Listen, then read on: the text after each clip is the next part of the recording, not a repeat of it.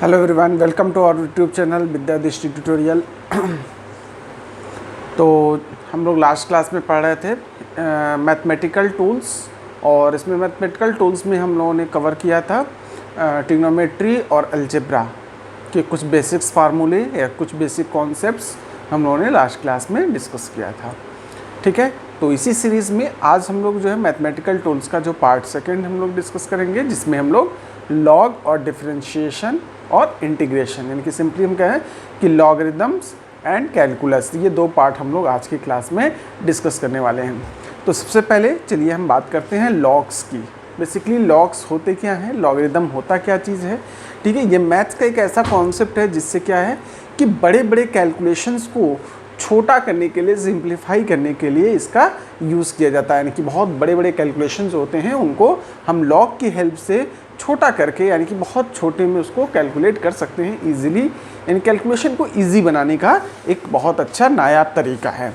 ठीक है, तो सबसे पहले हम बेसिकली बात करें कि लॉग होता क्या चीज़ है, लॉग के डेफिनेशंस की हम बात करें कि लॉग को हम इसको समझने की कोशिश करें कि एक्चुअल में है क्या चीज़ लॉग। क्योंकि log base 10 this amount of x y z, कुछ इस तरह की स्टेटमेंट आप अक्सर सुनते रहेंगे होंगे या फिर आगे सुनेंगे। तो पहले आपको ये चीज़ समझ में आना चाहिए कि उस स्टेटमेंट का मीनिंग क्या है। ठीक है, तो अगर हम इसके डेफिनेशन की बात करें तो इसका जो डेफिनेशन होता है, यानी कि नंबर ऑफ, जैसे कोई भी चीज़ है, जैसे मान लिया हमने लिखा 81। ठीक है, एक हमारे पास क्या है नंबर 81। तो 81 को अगर हम लिखें, क्या लिख सकते हैं, 3 × 3 × 3 × 3, 9 3 × 27 3 × 20, इसको हम लिख सकते हैं 3 to the power 4। तो बेसिकली हम क्या कह रहे हैं कि लॉग का मतलब क्या है, ये पार्ट हमारा क्या हो गया base and this part is power. ठीक है, इसी को यानी कि हम बेसिकली लॉग के फॉर्म में लिखेंगे तो हम कहेंगे लॉग बेस 3 81। ध्यान से समझिएगा, लॉग बेस 3 81 मतलब 81 की पावर, 81 को कितनी छोटे छोटे पार्ट्स में हम डिवाइड कर सकते हैं।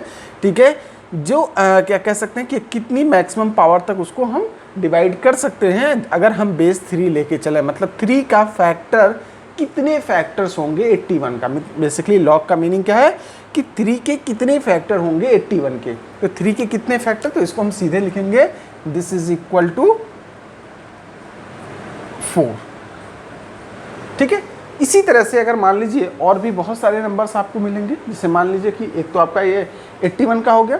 सिंपली एक होता है हमारा नेचुरल लॉग, ये तो एक जनरल हमने कहा नेचुरल लॉग। ठीक है, इसको लॉगरिथम को हम शॉर्ट में क्या लिखते हैं, लॉग।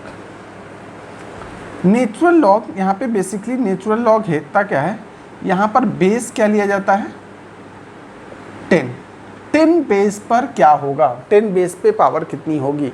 तो सिंपली अगर हम बात करें 1000 या 10,000 है मान लीजिए, या एक चीज़ और ले लीजिए 1000 ही ले लेते हैं, 1000। ठीक है, तो अगर इस 1000 की बात करें तो इस 1000 को हम क्या लिख सकते हैं 10 to the power 3 लिख सकते हैं। तो अब यहाँ पे अगर हमें बात करनी हो log base 10 1000 is equal to 3, यानी इसकी वैल्यू क्या हो जाएगी 3 हो जाएगी।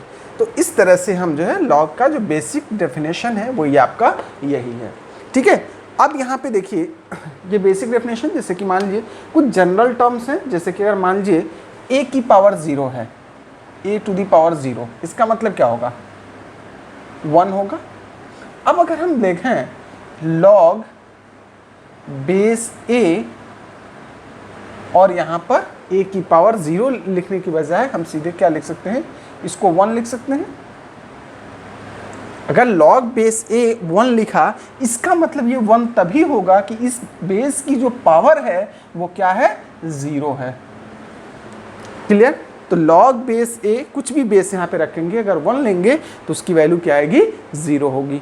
इसी तरह से अगर बात करें a to the power 1 की, तो a to the power 1 क्या है a, अब यहाँ पर अगर हम देखें log बेस a और यहाँ पर a देखना है, बेस हमने क्या लिया है a और यहाँ पे क्या लिखना है a, तो a तभी होगा जब क्या होगा, इसकी पावर क्या होगी 1 होगी।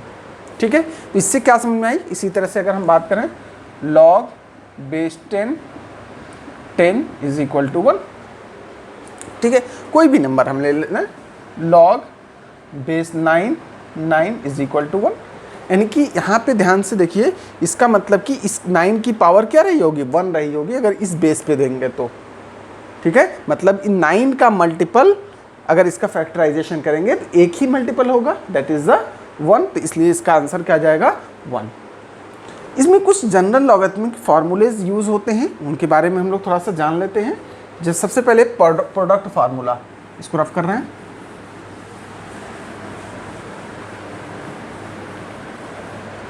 प्रोडक्ट फार्मूला,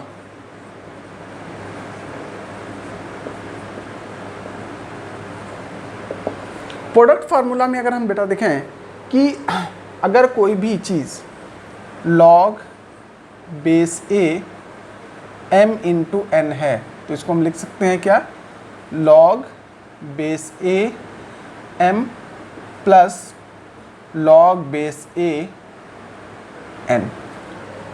ठीक है, ये हमारा प्रोडक्ट फार्मूला, इस तरह से हम इसको इंटरचेंज कर सकते हैं।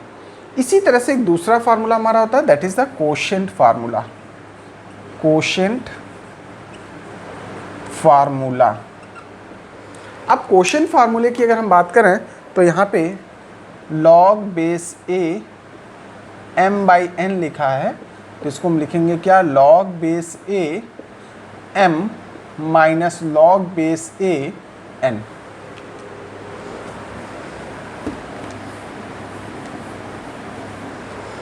और इसी तरह से जो तीसरा फार्मूला हमारे पास है that is the base change formula. Base change formula, ठीक है। अब बेस चेंज फार्मूला बेसिकली है क्या, यहाँ पे अगर जैसे मान लीजिए लिखा है log बेस a m, क्या लिखा है log बेस a m, तो इसको हम क्या और लिख सकते हैं, इसको लिख सकते हैं log बेस b m लिख सकते हैं। लेकिन इस फॉर्म में लिखने का मतलब ये दोनों चीज़ें इक्वल नहीं हो सकती क्योंकि बेस अलग अलग है, तो हमें इसके बेस को ट्रांसफॉर्म करने के लिए कुछ चीज़ें इसमें ऐड करने पड़ेंगी, यानी कि simply log base a b यहाँ पर मल्टीप्लाई करना पड़ेगा। क्लियर। और एक चौथा फार्मूला इसका होता है कोशेंट फार्मूला, क्वेश्चन सॉरी हो चुका है यहाँ पे, पावर फार्मूला। पावर फार्मूला यानी कि log base a m to the power n है, तो इसको हम सीधे लिख सकते हैं n log base a m लिख सकते हैं। तो ये चार फार्मूले आपको बेसिकली याद रखने हैं और ये इंपॉर्टेंट है लॉग के लिए, बस इतनी चीज़ें आपको फिजिक्स के लिए जाननी ज़रूरी है। ठीक है, चूँकि एक सबसे बड़ा कह सकते हैं कि अगर आप सीबीएसई बोर्ड से हैं, ठीक है, तो आपके साथ ये थोड़ा सा अलग कह सकते हैं क्योंकि आपको लॉग का जो कॉन्सेप्ट है, बेसिकली लॉग की अगर हम बात करें, लॉग का इंट्रोडक्शन क्लास 12 तक आपको कहीं पर मैथमेटिक्स में लॉग पढ़ने को उस तरह से नहीं मिल सकती है, as a topic as a subject नहीं होता है। ठीक है, हाँ, इस पे बेस्ड क्वेश्चन आपको 11-12 में, अब 12th में जब जाएंगे तो इस पे बेस्ड कुछ न्यूमेरिकल्स या क्वेश्चंस आपको ज़रूर मिलेंगे, तो धीरे धीरे उनका जो जनरल आइडिया होता है वो यहाँ से हम लोग सीख लेते हैं। ठीक है, और साथ में यही चीज़ आपकी केमिस्ट्री में भी रिक्वायरमेंट होती है। ठीक है, तो इसलिए ये इंपॉर्टेंट टर्म्स हैं, यानी कि इसको लॉग को बहुत ही ध्यान से आपको समझने की ज़रूरत है। इसके बाद से हम लोग बात करेंगे कुछ डिफरेंशियल कैलकुलस की। ठीक है, डिफरेंशियल कैलकुलस क्या है ये चीज़ देख लेते हैं, इसको रफ कर रहे हैं।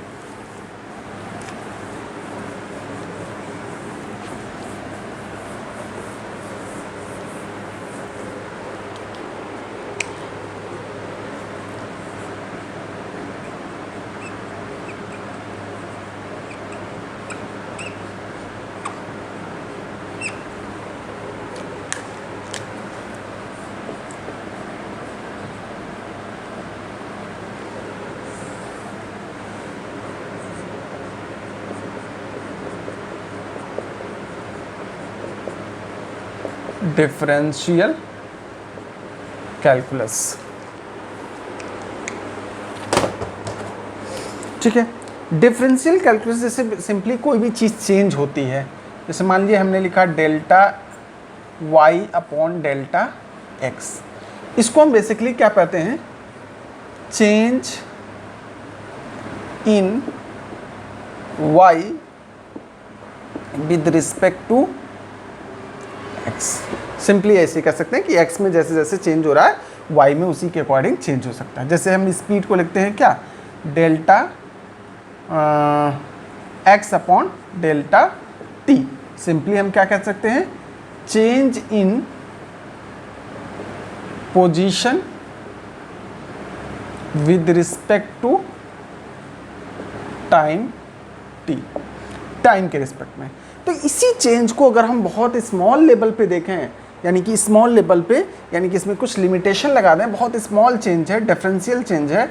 अगर हमने लिखा limit delta x tends to zero, मतलब इसमें बहुत स्मॉल चेंज, बहुत एक मोमेंटरीली चेंज की बात करें तो मोमेंटरीली चेंज के लिए हम इसी को क्या लिखेंगे, delta y upon delta x is equal to, इसको हम शॉर्ट में क्या लिखेंगे, d Y by D x.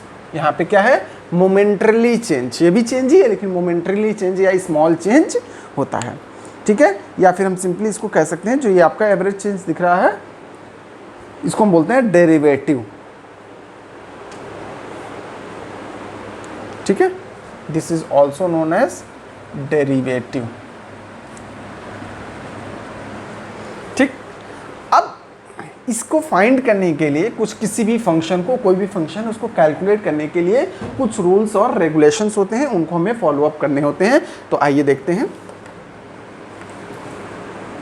इसको। जैसे मान लीजिए अगर कोई भी चीज़ y की वैल्यू x की पावर n है, कुछ इस फॉर्म में है, तो हम इसको लिखेंगे क्या, dy बाई डी एक्स के रिस्पेक्ट में अगर इसमें चेंज चाहिए तो हो जाएगा n x to the power n minus 1।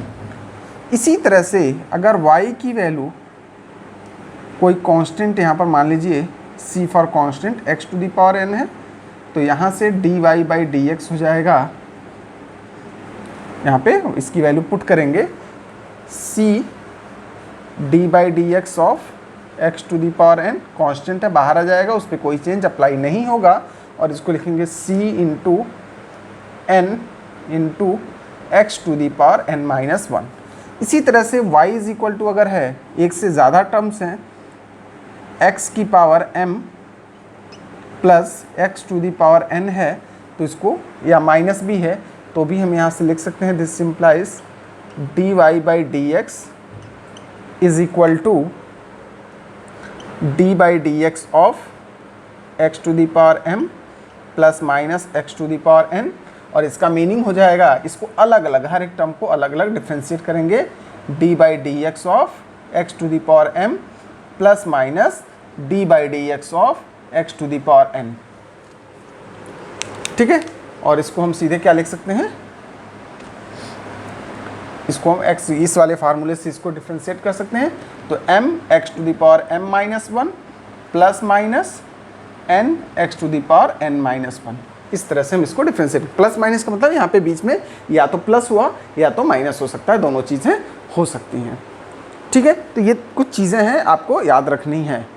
ठीक है, इसके बाद से इसमें भी कुछ प्रोडक्ट रूल और क्वोशिएंट रूल होता है, इसके अलावा चेन रूल होता है, फिर कुछ जनरल टर्म्स होते हैं, तो इसको हम देखते हैं। सबसे पहले हम बात करेंगे कोई कांस्टेंट हुआ तो क्या होगा, y is equal to C, C is equal to constant है, this simplifies D Y by D X अगर लेंगे तो D by D x of C, और यहाँ पे कुछ नहीं है, कोई वेरिएबल नहीं दिख रहा है। ध्यान रखिएगा जिसके रिस्पेक्ट में आपको यहाँ पे डिफ्रेंशिएट करना चाहिए है, y जो है उसी का फंक्शन होना चाहिए। जैसे देखिए हम यहाँ पे x के रिस्पेक्ट में डिफ्रेंशिएट कर रहे हैं, तो यहाँ पे y क्या है, इस x का फंक्शन, मतलब x की वैल्यू चेंज करने पर इस y की वैल्यू चेंज होगी, यहाँ पे x की वैल्यू चेंज करने पे y की वैल्यू चेंज होगी। तो यहाँ पे क्या है, कोई भी x नहीं है, तो इसको हम x की पावर 0 लिख सकते हैं, मतलब इसकी वैल्यू 1। तो यहाँ पे इसको सीधे लिखेंगे क्या, c d by D x of x to the power 0, this is equal to c into 0 d by D x of x to the power, या सिंपली इसको लिखेंगे n नीचे आ जाएगा, इंटू 0 माइनस 1 और ये क्या जाएगा 0। ठीक है, तो इस तरह से ये कुछ जनरल टर्म्स थे। इनके अलावा कुछ हमें रूल्स और याद रखने हैं, that is the product rule. सबसे पहले प्रोडक्ट रूल हम देख लेते हैं, इसको रब कर रहे हैं हम।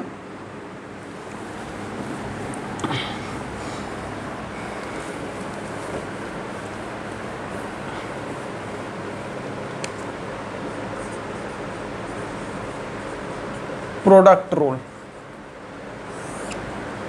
प्रोडक्ट रूल क्या कहता है कि अगर y जो है दो अलग अलग फंक्शंस का प्रोडक्ट है, that is u into v, दो फंक्शंस हैं कुछ इस तरह से, वेयर मान लिया u is the function of x and v is the also function of x।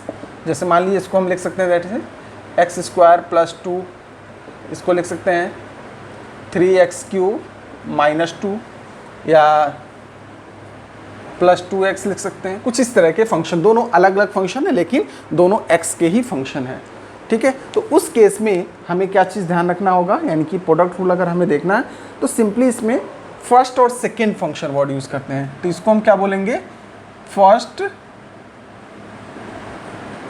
Function, जिसको हम शॉर्ट में FF भी लिख सकते हैं, and this is the second function. ठीक है, और इसको शॉर्ट में SF लिख सकते हैं।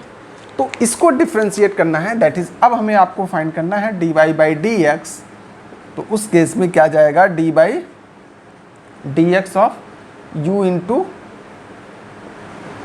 Into v। दिस सिंप्लाइज, इसमें ऐसे केसेस में हमें बेसिकली क्या करना होता है, first function into D by D x of second function plus second function into D by D x of first function. ये दो चीज़ें, ये फार्मूला हमें यूज़ करना होगा। ठीक है, इसी के साथ यानी कि अगर हम देखें तो फर्स्ट फंक्शन हमारा क्या है, u D by D x of v plus v D by D x of u। ठीक है, अब इसके अलावा तीसरा रूल, एक रूल और होता है, that is the quotient rule. Quotient rule, ठीक है, कोशेंट रूल यहाँ पे TIO, इसको QUOTIENT, कोशेंट रूल। बेटा कोशेंट रूल में ध्यान रखिएगा कि कोशेंट रूल में भी इसी तरह का फंक्शन होगा, that is the y is equal to u upon v। Same वही चीज़ है, u and v are the function of the x and y। तो अब इस केस में d by D x of y निकालना है। इसमें भी हमें क्या करना है, फर्स्ट फंक्शन और सेकेंड फंक्शन कंसीडर करना चाहे तो वो कंसीडर कर सकते हैं, या फिर इसको हम कह सकते हैं न्यूमरेटर, या सिंपली इसको हम क्या लिख सकते हैं, first function and this is the denominator, इसको हम क्या मानेंगे, सेकेंड फंक्शन, ऐसे लेट कर लेंगे। ठीक है, numerator is the first function and denominator is the second function. ठीक है, तो इस केस में हमें थोड़ा सा क्या चीज़ का अलर्ट रखना है, यानी कि सबसे पहले हमें सेकेंड को, यानी कि differentiation of the second function D by D x of first function minus first function D by D x of second function upon second function का स्क्वायर, ये चीज़ें हमें करनी है। तो हमें क्या मिल जाएगा आंसर, सिंपली सेकेंड फंक्शन क्या है, v du by D x minus u dv by D x upon v square. ठीक है, तो इस तरह से हमको क्या मिल जाएगा, इसका डिफ्रेंशिएशन मिल जाएगा। इस फार्मूले का यूज़ करके हम लोग डिफ्रेंशिएट कर सकते हैं। इसके अलावा एक रूल होता है, that is a chain rule, इसको रफ कर रहे हैं।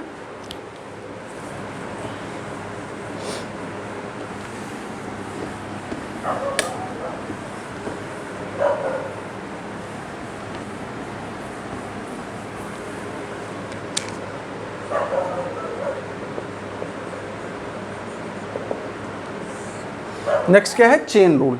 चेन रूल क्या कहता है कि अगर मान लीजिए कोई भी फंक्शन है वो अलग अलग फंक्शंस का रिलेशन है, दैट इज जैसे मान लीजिए y is equal to u है और u is equal to something x square या x to the power m है, तो अब सवाल ये उठता है कि इसमें आपस में कुछ रिलेशन है। तो अगर हम इसको डिफ्रेंशिएट करेंगे dy बाई dx तो क्या आएगा, इसको सीधे क्या लिखेंगे, dy बाई dx। अब यहाँ पे du बाई dx लिखेंगे, भाई dy बाई dx को du बाई dx लिखेंगे, लेकिन u is the not function of x, यानी कि इसका फंक्शन नहीं है, वो x का फंक्शन यानी कि सीधे ये अलग चीज़ का फंक्शन है। तो हमें क्या करना पड़ेगा, इसको इसके फंक्शंस को चेंज करना पड़ेगा, ठीक है। ठीक है बेटा, तो अब ध्यान रखिएगा कि हम यहाँ पे क्या कर सकते हैं, इसको डिफरेंशिएट तो नहीं कर सकते x के रिस्पेक्ट में क्योंकि ये x का फंक्शन नहीं है, तो इसको हमें इस फॉर्म में बनाना है। तो इसको हम सीधे क्या लिख सकते हैं, इसको हम इस फॉर्म में कन्वर्ट करना चाह रहे हैं, तो इसको हम क्या लिखेंगे, dy बाई dx और साथ में du अपॉन du से मल्टीप्लाई करेंगे, ये मतलब 1 ही हो गया, तो सीधे लिखेंगे क्या, dy बाई du, इसको इधर ट्रांसफ़र, इसको इधर ट्रांसफ़र कर लेंगे, इनटू du बाई dx। तो अब आपको क्या है कि सबसे पहले ये चीज़ तो आपको यहाँ से मिल सकता है और dy बाई du आपको यहाँ से डिफ्रेंशिएट करके निकाल सकते हैं। तो इस तरह से इसको हम बोलते हैं चेन रूल, इस रूल को हम बोलते हैं चेन रूल, ठीक है। नेक्स्ट इसके अलावा कुछ और जनरल फार्मूले हैं, उनको नोट डाउन कर लीजिएगा। कुछ जनरल फार्मूलेज हैं जिनको आपको जानने की ज़रूरत है, इनको याद रखना है। जैसे log बेस ई एक्स है, इसका डिफ्रेंशिएशन 1 अपॉन एक्स हो जाएगा। log बेस ए एक्स है तो 1 upon x log base e a, ठीक है। e to the power x है, एक्सपोनेंशियल फंक्शन है, इसका जो डिफ्रेंशिएशन होगा वो e to the power x होगा। a to the power x है, अगर इसका डिफ्रेंशिएशन आपको निकालोगे तो a to the power x log base a into x हो जाएगा, ठीक है। साइन एक्स का क्या होता है, कॉस एक्स, कॉस एक्स का जो डिफ्रेंशिएशन होता है वो minus sine x. Tan x का क्या है, sec square x, cot x का minus cosec square x. Sec का डिफ्रेंशिएशन जो होगा एक्स के रिस्पेक्ट में सेक एक्स टेन एक्स और कॉसेक एक्स का हो जाएगा minus cosec x cot x. तो ये इतने फार्मूलेज आपको याद रखने की ज़रूरत है। अब आइए इस पर कुछ एग्जाम्पल क्वेश्चन कर लेते हैं।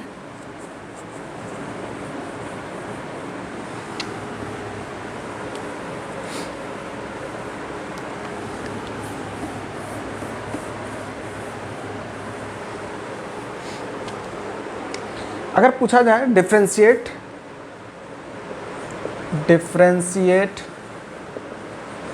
क्वेश्चन है और क्वेश्चन आपका है that is the 3x square plus 7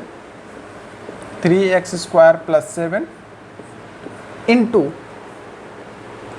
6x plus 3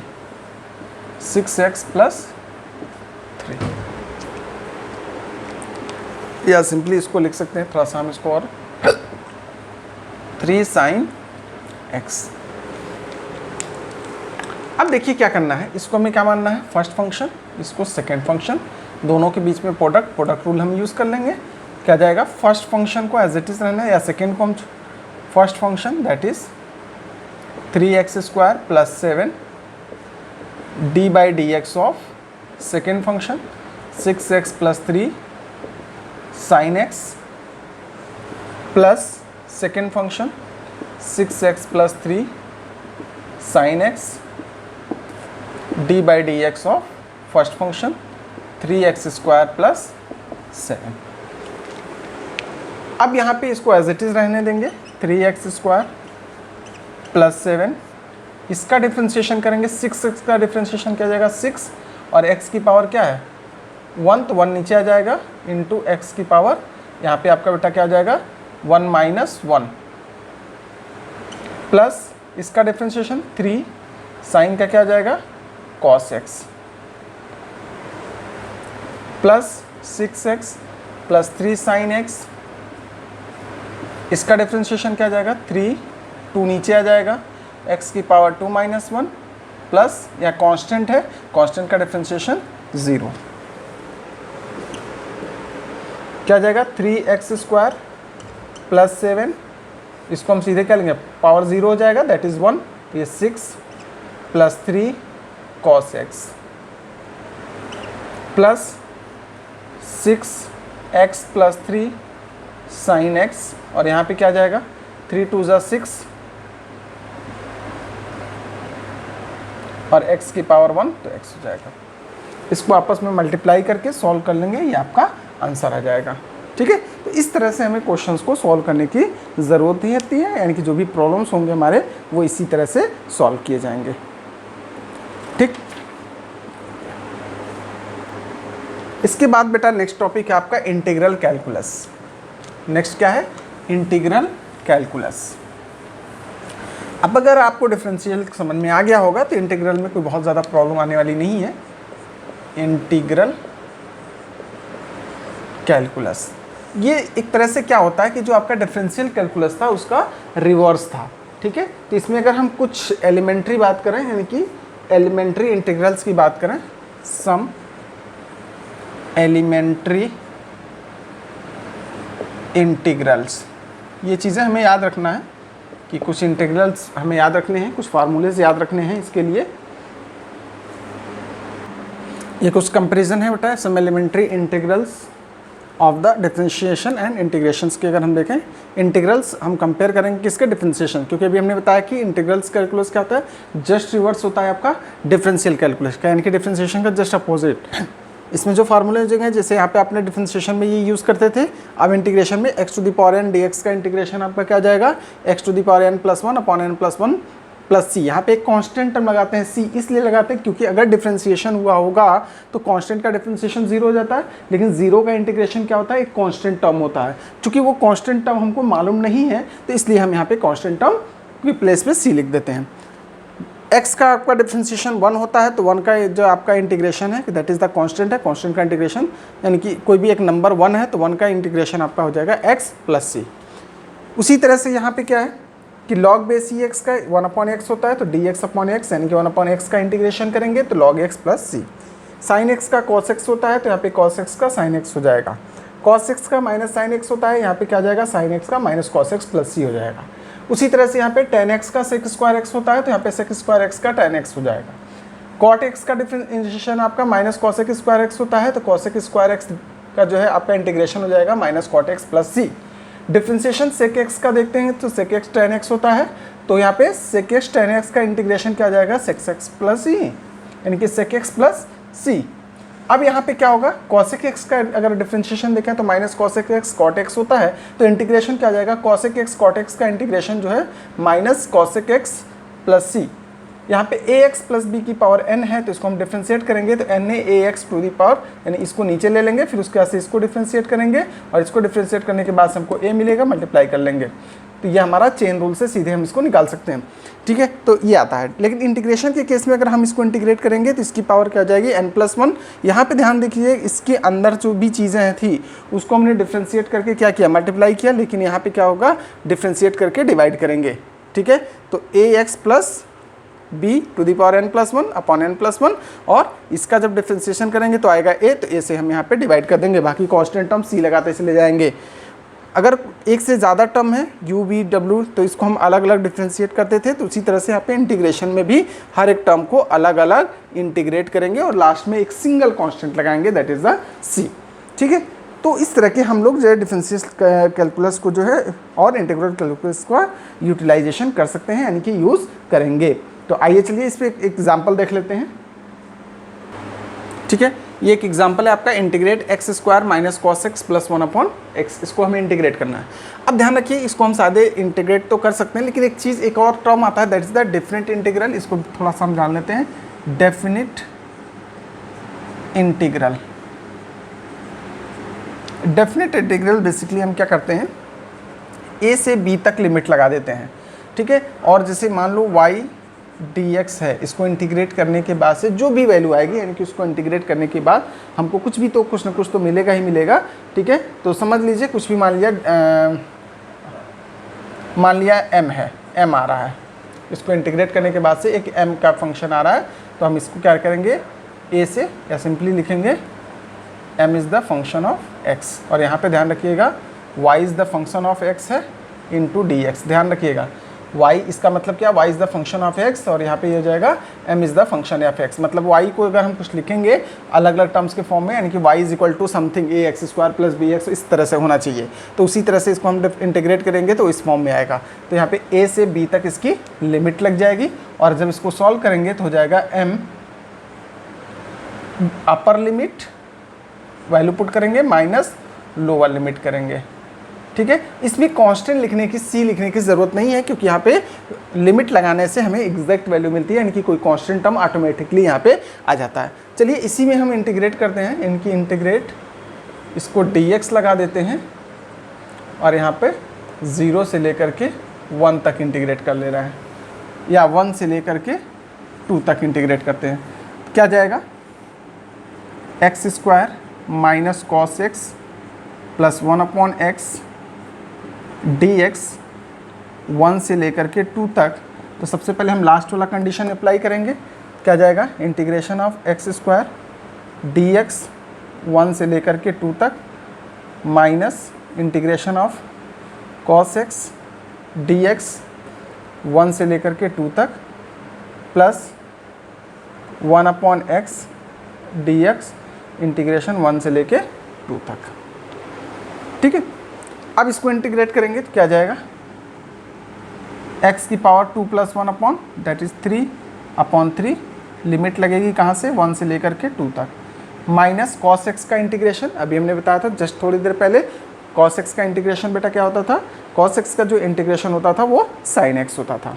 जैसे sin x का अगर हम डिफ्रेंशिएशन करते तो cos x होता था, तो इसका sin x हो जाएगा, that is sin x limit 1 से लेकर के 2 तक, साथ में प्लस इसका इंटीग्रेशन क्या जाएगा, log x, इसको थोड़ा सा हम लोग आल यहीं नीचे लिख देते हैं, इंटीग्रेशन ऑफ 1/x dx। ये क्या जाता था, log, सिंपली क्या है यहाँ पे 1/x dx का जो इंटीग्रेशन आता था वो क्या आता था, log x आता था log x का इंटीग्रेशन 1/x, डिफ्रेंशिएशन 1/x, तो इसका क्या आ जाता था, इसके पहले जो इसका इंटीग्रेशन की हम बात करते थे, यानी कि 1/x dx का जो इंटीग्रेशन आता था वो क्या होता था, log x, लिमिट कहाँ से कहाँ तक, 1 से लेकर के 2 तक। अब इसमें लिमिट अप्लाई करेंगे तो क्या जाएगा, 2 रखेंगे, 2 to the power 3/3 minus 1 to the power 3/3 minus sin 2 minus sin 1 plus log 2 minus log 1।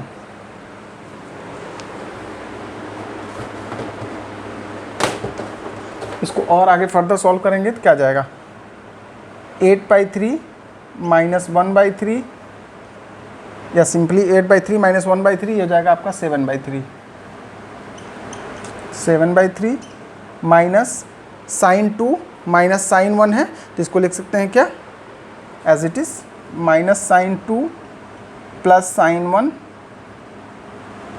Plus log 2 minus log 1, इसको हम सीधे लिख सकते हैं log 2/1, दैट इज़ log 2।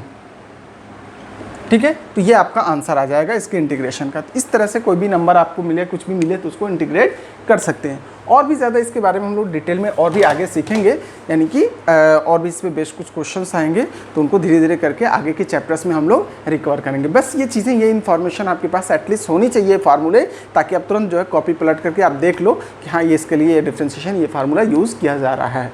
ठीक है, तो अभी हम बहुत सारा एग्जाम्पल इस पर अभी नहीं करा रहे हैं फिलहाल, क्योंकि अभी आगे बहुत सारे इसके एग्जाम्पल्स करने हैं, हमको प्रैक्टिस करने हैं।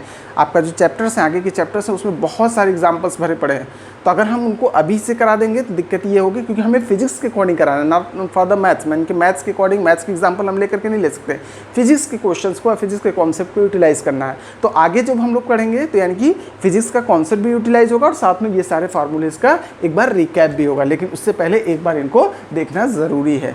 ठीक है, तो इसी के साथ आपका मैथमेटिकल टूल का पार्ट कंप्लीट हो गया। कल से हम लोग स्टार्ट करने वाले हैं, that is the units and measurement. ठीक है। तो यूनिट्स और मेजरमेंट हम लोग जो है कवर करेंगे, कल से स्टार्ट करेंगे और आगे इसमें स्टेप बाय स्टेप या लेक्चर बाय लेक्चर कह सकते हैं कि बहुत सारी चीज़ें हम लोग सीखने वाले हैं। ठीक है, तो आज के लिए फ़िलहाल इतना ही। Thank you, have a nice day.